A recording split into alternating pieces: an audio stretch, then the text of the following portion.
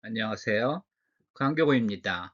인수합병 시리즈 첫 번째 영상으로 JP 모건 체이스입니다. 인터넷에서 이제 JP 모건 체이스를 검색을 하면 1799년에 이제 맨하탄 컴퍼니로 이제 시작이 됐고, 그 다음에 이제 인수합병을 통해 성장을 했고, 지금은 뭐 미국 최대의 종합금융회사 됐다고 이제 이야기를 하고 있습니다. 근데 이제 실상은 조금 다릅니다. 먼저 그 JP 모건 체이스라고 하지만 사실은 JP 모건 체이스에서 이제 JP 모건이 차지하는 비중은 뭐 그렇게 크지는 않습니다. 물론 이제 JP 모건이라는 이름이 JP 모건 체이스에서 굉장히 중요한 건 사실입니다. 실제로는 이제 케미칼 은행이라는 은행이 있었습니다. 1824년에 화학업으로 이제 출발을 했는데 은행으로 이제 변신을 하죠. 이 은행이 사실은 JP 모건 체이스의 이제 모태가 됩니다.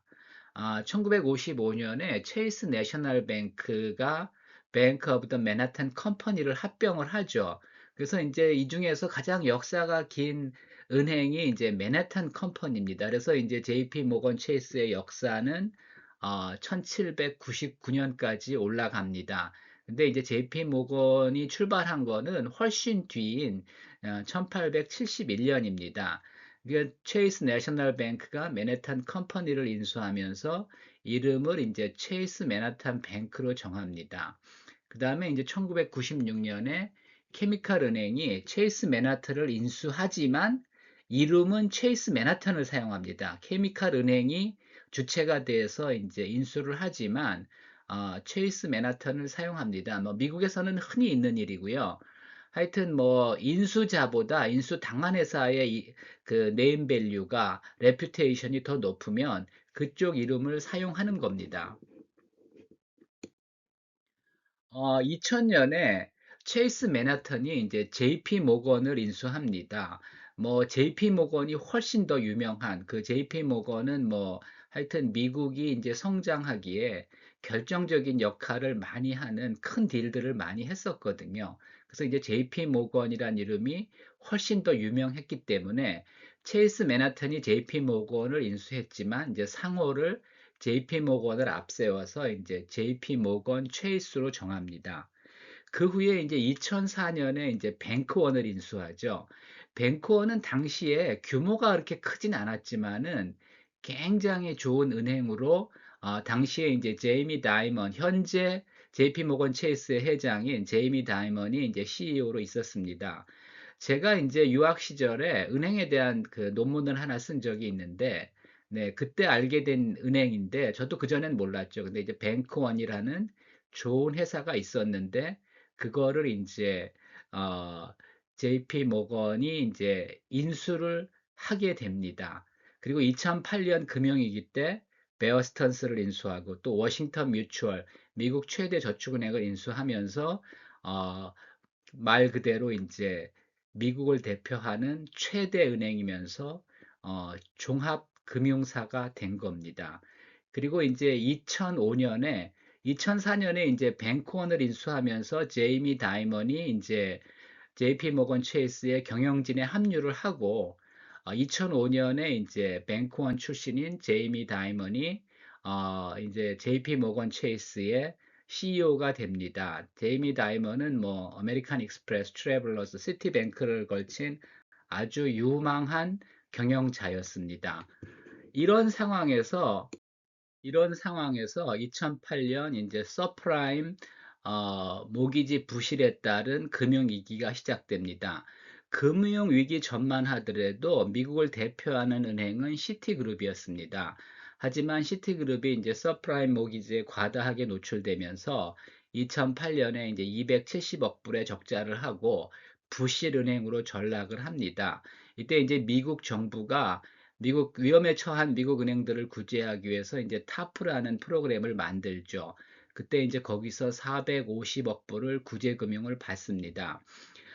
JP 모건 체이스도 금융위기를 피할 수는 없었습니다.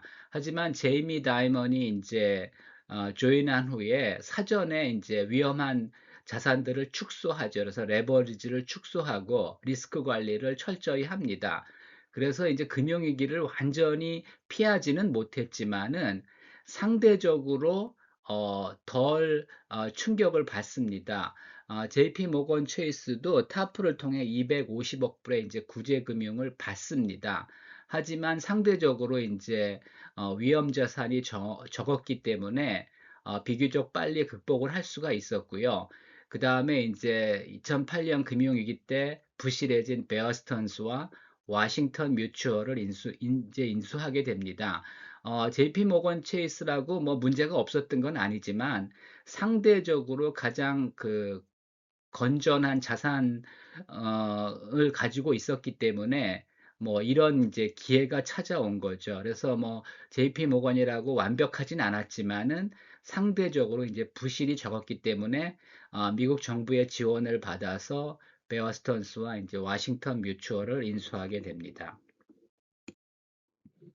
그래서 지금은 JP 모건 체이스가 미국 최대의 이제 금융회사가 되었습니다. 작년 9월 말 기준으로 이제 자산이 4.5조 달러. 그 다음에 이제 작년 9월 말 기준으로 TTM이죠. 지난 12개월을 이제 합산한 거죠. 순이익이 이제 570억 달러. ROE는 16.7%에 이르고요.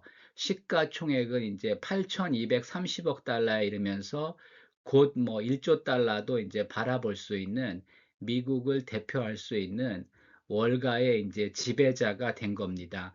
그리고 뭐 당연히 이런 과정에서 그 JP 모건이 뿌린 DNA도 있었지만은 결국은 이제 JP 모건 체이스라는 월가의 지배자를 만든 거는 월가의 황제라고 불리는 이제 제이미 다이먼이라고 할 수가 있습니다. 그래서 역사가 누구를 더 높게 평가할지는 모르지만은 하여튼 JP 모건 체이스에는 JP 모건의 이제 DNA가 흐르고 있지만 사실은 전체에서 차지하는 JP 모건의 비중은 그렇게 크지는 않습니다. 그리고 이제 최근에는 제이미 다이먼의 역할이 뭐 JP 모건 보다 적지 않은 그런 엄청난 비중을 차지하고 있고요. 현재 이제 JP 모건 체이스의 앞으로의 이제 문제라면은 곧 이제 제이미 다이먼이 물러날 계획을 하고 있고요. 뭐 후계자를 이제 잘 뽑아야 되는데 아직은 뭐 누가 될지는 뭐 알려진 바가 없습니다. 그리고 이제 이런 그 역사가 이루어지기에는 두 가지 법이 있었습니다. 글래스 스티걸 법과 이제 그램 리치 블라일리 법이라는 게 있었는데, 글래스 스티걸 액트는 이제 잘 알려진 것 같아서 이 독점 금지법입니다. 그러니까 1929년 대공황 이후에 이제 제정된 법인데 1933년에 제정됐습니다. 대공황 때 사실은 그 상업은행들이 고객의 예금을 뭐 주식에 투자하고 그래서 엄청난 부실이 발생하기도 했습니다. 그래서 이제 이때 글래스 스티걸 액트를 제정을 해서 어, 상업은행과 이제 투자은행을 분리하게 되었고요. 또 이제 글래스 스티걸 액트는 당시에 이제 존 록펠러가 스탠다드 오일을 통해서 석유를 독과점화하고 있었죠. 그래서 이거를 폐해를 막기 위해서 이때 이제 스탠다드 오일이 이제 해체돼서 여러 개의 회사로 쪼개집니다. 그래서 뭐 엑슨 같은 회사가 이제 이때 탄생하는 겁니다. 또 이제 상업은행과 이제 투자은행을 분리하면서 JP 모건과 모건 스탠리가 이제 이때 분리된 거고요. JP 모건은 이제 와서 그 JP 모건 체이스가 된 거고 모건 스탠리는 여전히 뭐 투자은행으로서 잘 나가고 있습니다. 근데 이런 시대가 이제 1999년에 오면은 이제 시대가 바뀌어서 유럽은 유니버설 뱅크를 통해서 은행들이 이제 증권업까지 경하고 이제 자산 운용업까지 하면서 이제 그 유럽 은행들이 이제 번창을 했습니다. 그래서 이에 대항하기 위해서 1999년에는 그램 리치 블라일리 액트가 이제 제정되어서 상업은행이 이제 투자은행을 겸업할 수 있게 됩니다. 그러면서 이제 체이스 맨하탄이 이제 JP 모건을 인수합병하고요.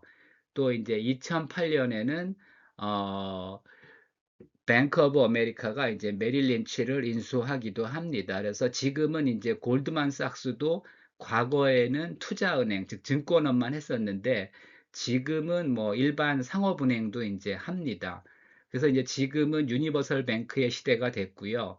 그중에 이제 가장 잘 나가는 회사가 이제 JP 모건 체이스가 된 겁니다. 그래서 뭐 JP 모건 체이스 어떻게 보면 JP 모건이 창업을 해서 미국 최대 금융사가 된 것 같지만 사실은 어, 여러 은행들이 이제 합병된 결과로 이제 JP 모건이 탄생했고요. 뭐 JP 모건의 DNA가 흐르고 있는 건 맞습니다. 하지만 현재에서는 오히려 이제 제이미 다이먼의 역할이 더 컸다고 볼 수도 있습니다. 하여튼 JP 모건은 인수합병을 잘 해서 미국 최대의 이제 금융사가 됐는데, 뭐, 그렇지 않은 경우도 많이 있습니다. 인수합병이 꼭 좋은 바람직한 방향으로만 간 건 아니고, 인수합병을 통해서 오히려 이제 부실하고 망한 회사들도 많이 있습니다. 제가 이제 차례대로 여러 영상을 통해서 여러분한테 알려드리도록 하겠습니다. 참고하시기 바랍니다.